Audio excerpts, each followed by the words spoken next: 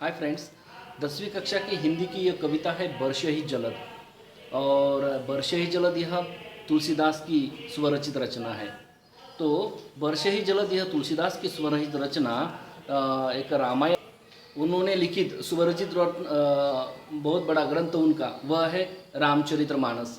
रामचरितमानस एक समय भारत का ही नहीं बल्कि एक समय अपने भारत का ही एक प्रसिद्ध ग्रंथ रहा था, लेकिन अब वो धीरे धीरे इतना फैल चुका है, उसकी प्रसिद्धि इतनी फैल चुकी है कि विश्व में यह प्रसिद्ध ग्रंथ है। और विश्व के 13 प्रसिद्ध किताबों में यह प्रसिद्ध किताब है रामचरितमानस। दोस्तों, तुलसीदास यह 1511 में उनका उत्तर प्रदेश के बांदा जिले में उनका जन्म हुआ था, जबकि इस उत्तर प्रदेश में ही एक वाराणसी जो गांव है वहाँ पर 1623 में उनका निर्माण हुआ था। और तुलसीदास एक संवेदनशील व्यक्ति थे। जब से उनकी पत्नी ने उनको ठुकराया था तब से मात्र वो इस जंगल में जाकर ईश्वर के भक्ति में लीन हो गए थे। और जब उन्हें अपने इस भक्ति के लिए उन्होंने जब तपश्चर्या करनी पड़ी उन्हें, तब तपश्चर्या के बाद में उन्हें ईश्वर का साक्षात्कार हुआ और तब मात्र वे ईश्वर के उस हम कहेंगे कि उसकी घटना को, उस कहानी को उन्होंने एक ग्रंथ के माध्यम से खड़ी बोली उस अवधी भाषा में लिखा। खड़ी बोली नहीं, अवधी भाषा में लिखा। और उस अवधी भाषा में उन्होंने रामचरितमानस लिखा। वो इतना प्रसिद्ध हुआ कि उसके साथ साथ अवधी भाषा भी प्रसिद्ध हुई। उसके बाद मात्र उन्होंने रामचरित्र के बाद अनेक ग्रंथ उनके प्रसिद्ध होने लगे, और जिनमें कि कवितावली है, दोहावली है, हनुमान बाहुक है, वो जानकी मंगल है, और बरवे रामन है, वगैरह वगैरह। हम कहना चाहेंगे कि यहाँ पर जो वर्ष ही जलद यह जो कविता है हमें पढ़ने के लिए इस पाठ्य घटक में, यह कविता मात्र उनके रामचरितमानस यह जो उनका बहुत बड़ा ग्रंथ है, तो उस ग्रंथ के किष्किंधा कांड नामक जो पाठ है उसका, किष्किंधा कांड का, तो उस किष्किंधा कांड से वह कुछ दोहे और चौपाई के रूप में हमें अध्ययन के लिए 10वीं कक्षा में यह रखा गया है। वर्ष ही जलद। वर्ष ही जलद का तात्पर्य यह है कि वर्ष मतलब क्या कहते हैं उसे, कि जोरदार वर्षा होना। और इसके दरमियान अब ये जो घटना है किष्किंधा कांड की, तो इस घटना में से एक छोटा सा प्रसंग हमें पढ़ने के लिए, जबकि यह प्रसंग यह है, अब इस कविता में तो यह नहीं है, बल्कि हम आपको बताना चाहेंगे कि यह प्रसंग क्या था। प्रसंग ऐसा था कि अब जो राम और लक्ष्मण है उनके साथ में जब सीता रहती थी, मात्र वह सीता को वह लंका के जो लंकापति है रावण, वे उठा के लेके चले गए थे। और उसके बाद में वे उसकी खोज करने लगे। राम और लक्ष्मण सीता की खोज करते करते उन्हें बहुत सारे ऐसे कुछ सबूत भी मिलते हैं कि सीता को कौन लेके गया और कहाँ वो चली गई है, या फिर कहाँ पर लेके गए हैं उनके दुश्मन उन्हें। तब मात्र श्री राम और लक्ष्मण तैयार होते हैं कि अब हमें उधर लंका कूच करनी है। लेकिन जैसे ही वे अपने लंका की तरफ या उस रास्ते की तरफ लगते हैं, या फिर उस जंगल से रास्ता निकालने के लिए अब शुरुआती होने वाली है उनकी, वो अपने सैनिकों को भी भेजने की शुरुआत कर देते हैं या फिर उनको तैयार रहने के लिए बोलते हैं। लेकिन मात्र देखते हैं कि बहुत सारे बादल मंडरा रहे हैं, प्रकृति ने अपना रूप बदल दिया है। अब ये वर्षा के दिन चालू हो चुके हैं।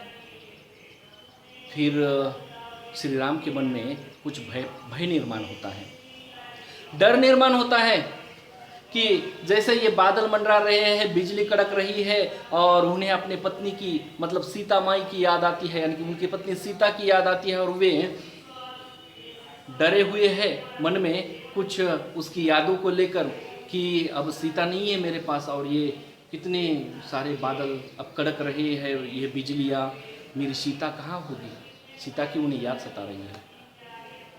उन्हें डर है कि मेरी सीता कहीं कुछ ना हो जाए उसे, इस विचार से उन्हें डर लगता है, साशंक होने लगता है। वह जो हम कहेंगे कि एक ईश्वर थे, एक परम आत्मा थे श्री राम, लेकिन अब मात्र वे भी एक सामान्य मनुष्य की तरह उनकी स्मृतियाँ शासन होने लगी थी। उनके दिमाग में विचार कौंध रहे थे, जिस प्रकार बिजली कौंधती है उसी प्रकार कि क्या होगा अब, सीता जहाँ है उसका भी, और मैं तो यहाँ पे अकेला हूँ मेरे उस प्रिया के बिना, अब मुझे डर लगने लगा है। ऐसा उसका मन, उनका मन, ऐसा मन ही मन में वे अपने आप ही विचार करने लगते हैं। और वह जो साशंकता है, उस साशंकता को लेकर, उस डर को लेकर, और इतना ही नहीं बल्कि श्री राम अब लक्ष्मण जब उस सेना को आज्ञा देने के लिए सेनापति के पास जाने की तैयारी में है, उसी समय श्री राम उन्हें रोकते हैं और कहते कि अब वर्षा के दिन चालू हो चुके हैं और लक्ष्मण रुक जाओ। वर्षा इतनी घमासान होने लगती है, वर्षा के वो जो बारिश है इतनी जोर से होने लगती है कि बारिश के उस रूप को देखकर और मंडरा रहे उस बादल को देखकर तथा उसमें कड़क रही बिजली को देखकर एक एक वस्तु का वर्णन श्री राम एक प्रतीकात्मक रूप में करते हैं। ऐसा ये तुलसीदास ने लिखा है। जबकि श्री राम ने उस समय किया भी होगा, लेकिन यहाँ पर जो तुलसीदास हैं वो खुद एक सामान्य मनुष्य की तरह श्री राम की व्यथा को समझ जाते हैं कि शायद श्री राम के मन में भी ऐसा ही विचार आया होगा कि मेरी पत्नी तो अब मेरे पास नहीं है, अब वो कहाँ, जहाँ पर है वहाँ सुखी रहे, वहाँ पर उसे भी कुछ उसका नुकसान ना हो जाए या फिर उसे कुछ ना हो जाए। इतनी बिजलियाँ कड़क रही है, मैं भी यहाँ पे अकेला हूँ, इतनी बारिश हो रही है, क्या हो सकता है क्या पता नहीं। ये ऐसे जो सामान्य व्यक्ति के मन में जो शासन के भरे विचार जो पैदा होते हैं, उसी विचारों को लेकर तुलसीदास ने इस वर्षे ही जलद में कुछ चौपाई के माध्यम से और कुछ दोहों के माध्यम से श्री राम के मन की व्यथा एवं श्री राम जब इस वर्षा का, प्रकृति का एक वर्णन कर रहे हैं तो वर्णन एक प्रतीकात्मक रूप में कर रहे हैं। जैसे कि देखिए, इस वर्णन को जब हम पढ़ेंगे तो हमें लगता है कि सच में श्री राम डरे हुए हैं। जहाँ पर भी कुछ उन्हें ऐसा लगता है कि कहीं यहाँ पे तो हरे भरे खेत है और कुछ पगडंडी थी जंगल में से जाने के लिए, अब बहुत सारा घास उगाया है, पगडंडी दिखाई नहीं दे रही है, रास्ता नहीं दिखाई दे रहा है, तो उन्हें लगता है ऐसे हो रहा है जैसे कुछ अब बुरी घटनाएं होने वाली है, मेरे साथ कुछ अच्छा नहीं होने वाला है, प्रकृति ने मेरा साथ देना छोड़ दिया है।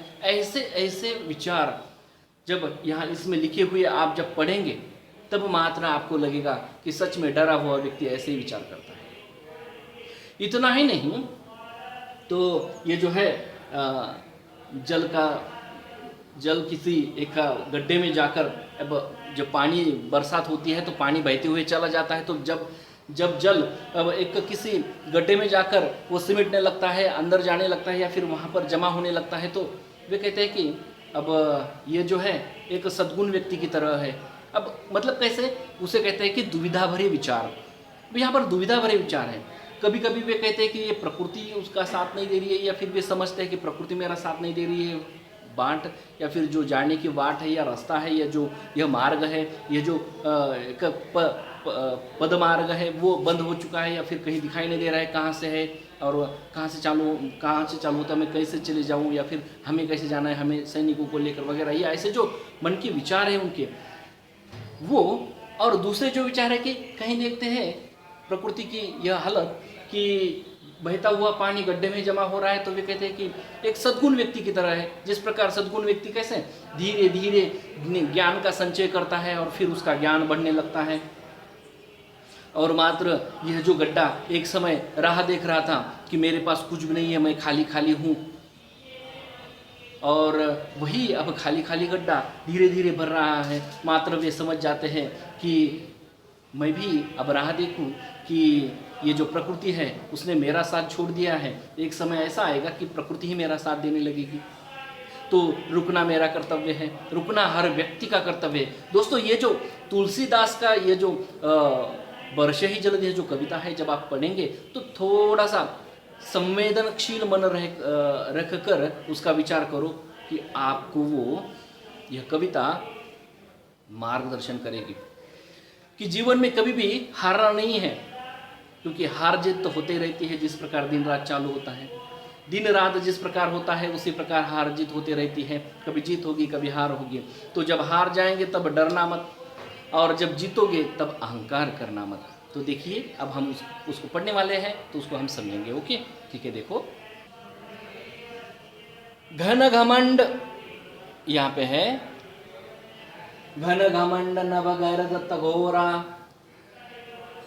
घन जो है अर्थात ये जो आकाश में ये जो बादल है घमंड के साथ गरज रहे हैं, घोर गरज रहे हैं। घन घमंड नभ गरजत घोरा, प्रियाहीन डरपत मन मोरा। यहाँ पे तुलसीदास लिखते हैं कि श्री राम का मन प्रिया के बिना अर्थात सीता के बिना डर रहा है। मन ही मन में, मोरा यानी कि मेरा मन मेरे प्रिया के बिना डर रहा है, ऐसा तुलसीदास लिखते हैं। और आकाश में तो बहुत सारे बादल एक गरज रहे हैं, और वो इस प्रकार गरज रहे हैं जिस प्रकार एक कोई घमंडी व्यक्ति अपने घमंड के साथ में सामने वाले को गरज कर बात करता है, उसी प्रकार वे गरज रहे हैं। अब आगे लिखते हैं, दामिनी दमक रही घनमाही। दामिनी यानी कि बिजली, वो दमक रही है, चमक रही है। रही घनमाही, रही रहे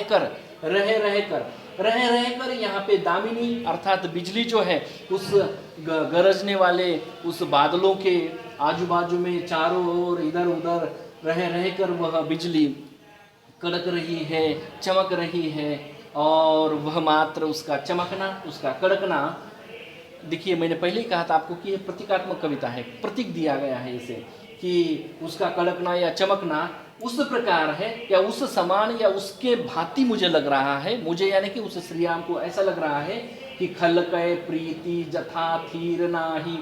खल यानी कि दुष्ट व्यक्ति, वो प्रीति यानी कि उसके जो विचार हैं वह, थीर यानी कि स्थिर न रहना, है ना, थीर नाही, स्थिर नहीं है। तो जो खल व्यक्ति है, दुष्ट व्यक्ति है, उसके विचार स्थिर नहीं है, ऐसे लग रहा है। अब ये जो बिजली चमक रही है वह इस प्रकार चमक रही है, उसके भांति उसका चमकना लग रहा है कि कोई दुष्ट व्यक्ति जिसके दिमाग में अलग अलग विचार आते रहते हैं, जैसे कि लूटपाट करना, चोरी करना, या किसी की डकैती, या फिर बलात्कार करना, या फिर मारना वगैरह वगैरह वगैरह, तो बिजली ही वैसे रुक रही है, फिर से चमक रही है, रुक रही है, फिर से उधर चमक रही है, कभी उधर चमकती है, कभी बीच में चमकती है। तो ऐसा उसका इधर उधर चमकना अर्थात किसी दुष्ट व्यक्ति के दिमाग में चमक रहे अलग अलग विचारों के समान इस श्री राम को लगता है। डर रहे हैं श्री राम, उनके विचार आप देखिए कैसे हैं। बरस ही जलद भूमि नियराए, बरस ही जलद भूमि नियराए। नियराए यानी कि नजदीक में, है ना, नियराए यानी कि नजदीक में, और भूमि का मतलब होता है कि यह जमीन। वर्षा इतनी घनघोर हो रही है, वर्षा इतनी घनघोर हो रही है कि भूमि के निकट में आकर वह बूंदे ऐसे जोर जोर से टपक रहे हैं।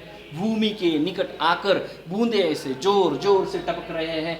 अब वह दृश्य मात्र श्री राम को ऐसे दिखाई देता है कि जैसे कोई नया जो विद्या पाने वाला, बुद्ध यानी कि एक बुद्धिमान शिष्य, तो नई विद्या पाने वाला, नवही यानी कि नया, नवही बुद्ध विद्या पाए, नया जो बुद्धिमान शिष्य होता है और नए नए में वह विद्या पाने की उसमें जो उत्साह होता है, जो जोश होता है, वह जोश जिस प्रकार एक जलद के साथ में, उस जोश के साथ में उस विद्या को पढ़ लेता है, धारण कर लेता है, और जो भी पठन किया उसका फिर से मनन करके फिर से बोल देता है अपने गुरु के सामने, तो उसका जो बोलना है जोर से खड़खड़ खड़खड़ ऐसा, तो उसी प्रकार यहाँ पे जलद वर्षा की बूंदें खटखट ऐसी या थड़थड़ ऐसी आवाज़ में भूमि पर गिर रही है, और वह ऐसे दिखाई दे रहा है। यह भूमि पर गिरना, उसका जोर जोर से गिरना ऐसे दिखाई दे रहा है जैसे कोई नया ज्ञान पाने वाला जो शिष्य, बुद्धिमान शिष्य होता है, और उसमें जो जोश होता है वही जोश उस वर्षा में दिखाई दे रहा है। अब आगे वे सोचते हैं, बूंद अघात सहही गिरी कैसे। बूंदों का आघात, बूंद आघात, एक एक उस वर्षा की बूंदों का आघात, सहही यानी कि सहन करना, गिरी यानी कि पर्वत। ये जो पर्वत है, इस जोर से बरसने वाले इस वर्षा के जो बूंदे हैं, बड़े बड़े बूंदे जोर जोर से पटक रहे हैं वहां पे धरती पर, तो ये जो गिरी है, ये जो पर्वत है उस धरती पर, वह पर्वत की तरफ देखते हैं तो पर्वतों ने उस बूंदों के आघातों को सहने वाले बूंदों के आघातों को, यह पर्वत ऐसा दिखाई देता है कि देखिए कैसा दिखाई देता है। खल के वचन संत सहजय से, खल यानी कि दुष्टि, वचन यानी कि वचन, विचार या फिर बोलना, या अब दुष्ट व्यक्ति का बोलना यानी कि विचार कैसे होते हैं, दुष्टि होते हैं, बुरे होते हैं, गाली गलौज वाले होते हैं। तो संत सहजय से, जिस प्रकार कोई दुष्ट व्यक्ति संत को गालियां देता है, संत को बहुत सारे बुरे वचन उसके सामने कह देता है उनके बारे में, या फिर उनकी निंदा करता है, तब भी मात्र वह संत स्थिर मन से, स्थिर भाव से रहता है, चुपचाप होकर सहता है उनके विचार या फिर उसका वह बोलना बात करना। और यह श्री राम समझ रहे हैं कि यहाँ पर जो पर्वत इस बूंदों को जिस प्रकार जोर जोर से टपकने वाली बूंदों को जिस प्रकार सह रहा है, वह मात्र किसी संत के भांति सह रहा है। जब कोई दुष्ट व्यक्ति संत को गालियां देता है फिर भी संत सह लेता है, उसी की भांति यहाँ पर श्री राम को पर्वत दिखाई दे रहा है, या फिर वो समझ रहे हैं या फिर उसका प्रतीक मान रहे हैं कि ये तो संत के समान है, स्थिर रह रहा, स्थिर भाव से उन बूंदों को सहन कर रहा है। अब आगे देखें, क्षुद्र नदी यानी कि एक सामान्य छोटी नदी होती है वह। देखिए बरसात इतनी जोर से चालू है कि छोटी नदी तक को भी बाढ़ आ गई है, बाढ़। छोटी नदी भी अपने सीमाओं को लांघकर बाहर आ गई है, छोटी नदी ने भी अपने किनारों को तोड़ दिया है, अपने जो शिकंजे है शिकंजों को तोड़ दिया है। अब देखिए यहाँ पर एक नदी का वर्णन कैसे करते हैं श्री राम। अब बहुत जोर से वर्षा चालू है तो नदियाँ भी बहती हुई, नदियों को भी बाढ़ आएंगे।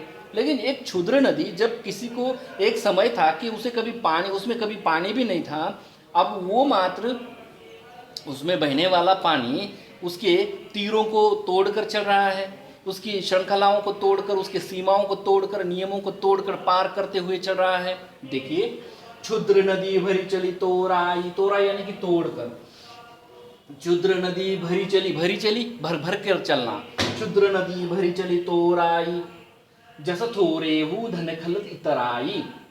अब क्षुद्र नदी, श्री राम देख रहे हैं कि वो जो क्षुद्र नदी है, एक छोटी नदी है, वह मात्र इतने भर के चल रही है कि तो वो उसका जल जो है वह सीमाओं को तोड़कर उसके पार बाहर आकर चल रहा है। अब श्री राम उसका वर्णन इस प्रकार करते कि वे कहते हैं कि वह नदी उन्हें इस प्रकार दिखाई दे रही है। तुलसीदास लिखते हैं कि जस थोरेहु, जिस प्रकार, थोरेहु यानी कि थोड़े से, जिस प्रकार थोड़े से धन से खल यानी कि कोई दुष्ट व्यक्ति इतराई यानी कि इतराने लगता है, घमंड करने लगता है, बहुत आनंद में आता है, बहुत जोश में आता है। कौन? एक सामान्य एक दुष्ट व्यक्ति जब वो धन पाकर, थोड़े से धन को पाकर, जब दुष्ट व्यक्ति थोड़े से धन को पाकर इतना इतराने लगता है, घमंड में आ जाता है या फिर इतना जोश में रहता है, तो उसका वह जोश, उसका वह उत्साह, उसकी वह घमंडता एक क्षुद्र नदी में देखते हैं। यह क्षुद्र नदी वैसे ही दिखाई दे रही है श्री राम को। अब आगे तुलसीदास लिखते हैं, भूमि परत बढ़ावर पानी, भूमि परत बढ़ावर पानी। भूमि परत, परत यानी कि स्तर, भूमि पर जो स्तर है, यहाँ पे स्तर का मतलब या परत का मतलब है कि भूमि पर जो स्तर है तो वह है धूल। भा ढावर पानी, ढावर यानी कि गंदा होना। अब भूमि के उस धूल में वो सुंदर सा ऐसा स्वच्छ पानी जब नीचे गिर पड़ता है तो भूमि के उस धूल में एक, हम कहेंगे कि उसे मिक्स होकर या फिर समा जाकर वो पानी भी गंदला हो जाता है, बेकार हो जाता है। तो श्री राम उसको किस प्रकार समझते हैं देखो। तो तुलसीदास जी वर्णन करते हैं कि वह राम को किस प्रकार दिखाई दे रहा है, जणू जणू जीव ही माया लपटाणी, लपटाणी लिपटना, माया यानी कि मोह, संसार के परिवार के मोह में अटक कर एक सामान्य व्यक्ति जिस प्रकार मोह में अटकने के बाद, अब देखिए यहाँ पर परिवार का मोह नहीं समझना है हमें कि मोह जैसे कि परिवार के मोह को समझते हुए व्यक्ति कहीं चोरी या फिर कहीं भ्रष्टाचार के माध्यम से या कहीं छोटी मोटी चोरी करके या फिर कहीं और अन्य ऐसे गलत व्यापार करते हुए धन को जूट लेता है अपने परिवार को चलाने के लिए, क्योंकि परिवार का मोह उसके दिल में होता है। अब श्री राम यानी कि ये जो तुलसीदास है लिखते हैं कि राम को वह इस प्रकार दिखाई दे रहा है कि जिस प्रकार कोई माया में लिपटने के बाद या फिर माया के मोह में अटकने के बाद व्यक्ति कुछ गलत बुरे या फिर बेकार कार्य करने लगता है और खुद मटमैला बन जाता है, खुद समाज के सामने एक हम कहेंगे कि वह अपमानित हो जाता है। तो वैसे ही यह जल दिखाई दे रहा है उन्हें। यह स्वच्छ जल भूमि परत बराबर, पानी भूमि पर गिरते हुए उसके परत में समा जाकर वो खुद गंदला हो जाता है। जिस प्रकार कोई एक जीव माया में अटक कर अपने आप को समाज के सामने अपमानित कर लेता है। दूसरा आगे फिर लिखते हैं तुलसीदास, समटी समटी जल भर ही तलावा, समटी यानी कि सिमटना है ना, एक जगह पर आ जाना। समटी समटी जल भर ही तलावा, तालाब में जल भर रहे हैं। कैसे? तो वर्षा हो रही है, पानी बहते हुए चल रहा है और कहीं जहाँ पर भी गड्ढे हैं या बड़े बड़े तालाब है उस तालाबों में वह उस पानी भर रहा है, जबकि एक समय उस तालाब में कोई पानी की बूंद भी नहीं थी, वह अब तालाब भर रहे हैं। अब इस तालाबों में पानी भर रहे हैं, कैसे भर रहा है कि वो अपने आप बहते हुए पानी उस तालाब में जमा हो रहा है यानी कि सिमट रहा है। तो समटी समटी समिटी समिटी यानी कि सिमटना, तो समिटी समिटी जल भर ही तलावा। अब इस वर्णन इस दृश्य को श्री राम क्या समझ लेते हैं और इस दृश्य का वर्णन तुलसीदास क्या लिखते हैं, देखिए वे लिखते हैं, जीमी सदगुण सज्जन पही आवा। जिस प्रकार जीमी जिस प्रकार सदगुण सज्जन, सदगुण अच्छा गुण, सज्जन एक सामान्य व्यक्ति, सज्जन व्यक्ति, पही आवा एक सामान्य व्यक्ति, एक सज्जन व्यक्ति जिसके पास सभी प्रकार के अच्छे गुणों का जिस प्रकार धीरे धीरे उसमें समावेश हो जाता है और एक गुण संपन्न व्यक्ति बन जाता है, एक उसका व्यक्तित्व भरा पूरा बन जाता है। तो उसी प्रकार वह तालाब दिखाई दे रहा है कि उस तालाब में एक समय कोई भी जल नहीं था, वह खाली खाली एक सामान्य मनुष्य की तरह था, मात्र धीरे धीरे अलग अलग गुण उसमें समाकर वह अब असामान्य सा बनने लगा है। तो एक सज्जन व्यक्ति जब असामान्य बनने लगता है तो उसकी प्रसिद्धि बढ़ जाती है। उसी प्रकार इस खाली खाली तालाब में अब जल भरकर वो तालाब पूरी तरह से जलमय हो गए हैं और वो तालाब मात्र अब इस प्राणियों का आकर्षण बिंदु हो चुके हैं। इस प्रकार ये बता रहे हैं। कितना अच्छा वर्णन करते हैं वे। देखिए अब आगे, सरिता जल जल निधि महुजाई। सरिता यानी कि वह नदियाँ यानी कि नदी, जल यानी कि पानी, जलनिधि यानी कि हम कहेंगे जलनिधि सिंधुवारी सिंधु, जलनिधि सिंधुवारी सिंधु मतलब समुद्र, जलनिधि यानी कि समुद्र यानी कि समंदर, महुजाई यानी कि वहाँ में जाके ठहर रहा है, महुजाई महु यानी कि ठहरना, वहाँ पे जाके रुकना। होई अचल जीवी जीव हरि पाई।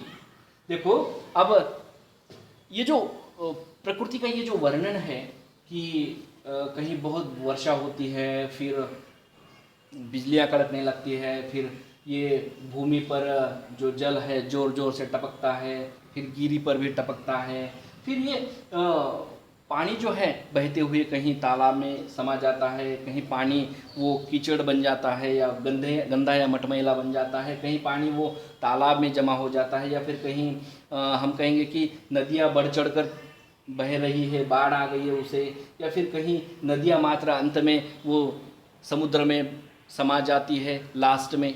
तो ये जो प्रकृति का वर्णन है, ये प्रकृति का वर्णन कितनी सुंदरता और मनमोहक के साथ में यहाँ पर तुलसीदास जी ने एक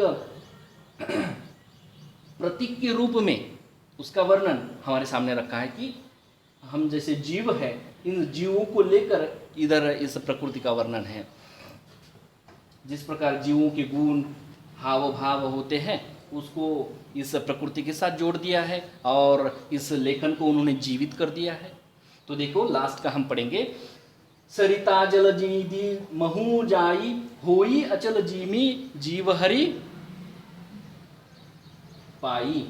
यहाँ पे सरिता, यहाँ पे नदियाँ अब मुड़ चुकी है। अब उनका जो मार्ग है अब धीरे धीरे वो हर एक गांव से होकर अंत में वे अब एक समुंदर से मिल जाते हैं और समुंदर में वो नदियाँ जाकर स्थिर हो रही है। उसका पूरा ये जो चंचल पानी है वो स्थिर हो रहा है और उसका यह स्थिर होना, उसका वर्णन ऐसे करते हैं कि होई अचल जीमी जीव हरि पाई। और उसका वर्णन करते हुए यह तुलसीदास जी लिखते हैं कि श्री राम उसे इस प्रकार समझ रहे हैं कि जिस प्रकार कोई सामान्य